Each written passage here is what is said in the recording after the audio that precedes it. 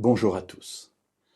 Cela vous est sans doute déjà arrivé d'entendre ou de le faire vous-même, c'est-à-dire attribuer à quelqu'un d'autre la paternité de quelque chose qui a été fait. Alors cela peut être, on le voit très souvent, une œuvre de plagiat, par exemple, lorsque quelqu'un écrit un livre et finalement on s'aperçoit quelque temps plus tard qu'il a en fait copié sur quelqu'un qui en avait écrit un auparavant. Cela peut être un film, une musique, peu importe. Mais cela peut être aussi attribué à des êtres humains ou attribuer à une autre puissance ce que Dieu a fait. Et évidemment, on est là dans quelque chose de beaucoup plus grave. Toute la Bible nous présente qu'à côté de Dieu, il y a quelqu'un qui est un contrefacteur, quelqu'un qui fait à peu près comme Dieu, qui copie Dieu, mais qui n'est pas Dieu. Et ce qu'il fait n'est qu'une copie de l'original qui, évidemment, est la perfection puisqu'elle vient de Dieu.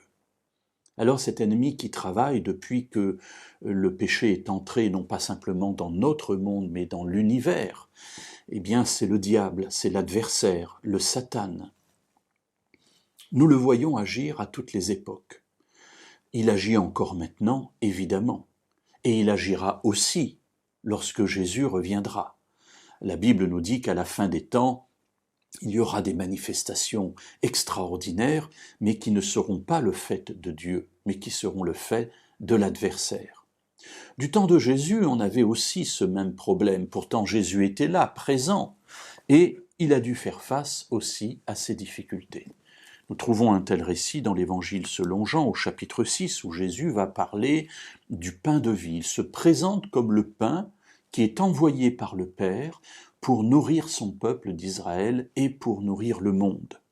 S'ensuit toute une discussion et les personnes présentes ne sont pas d'accord avec ce qu'il dit et rapportent cette conversation à un épisode qu'ils ont vécu, en tout cas que leurs ancêtres ont vécu, c'est-à-dire la manne. Le pain qui vient du ciel, eh bien ils disent, voilà, c'est Moïse qui nous a donné la manne. Est-ce que c'est vrai? Est-ce que c'est faux? Ah oui, bien sûr, c'était du temps de Moïse, mais ce n'est pas Moïse qui a donné la manne, c'est Dieu.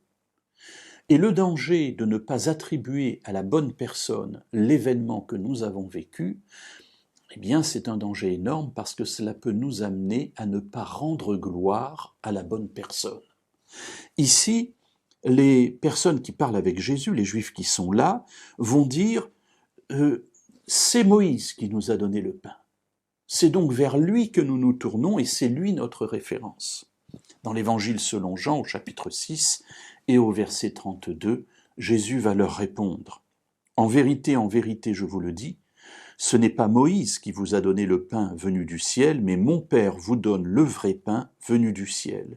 Car le pain de Dieu, c'est celui qui descend du ciel et qui donne la vie au monde. À tellement se focaliser sur Moïse, il passe à côté de Jésus. À tellement se mettre comme point de référence ce qui s'est passé du temps de Moïse avec la manne, ils n'arrivent pas à comprendre que le vrai pain qui vient du ciel, que Dieu leur donne pour leur salut, eh bien c'est Jésus lui-même.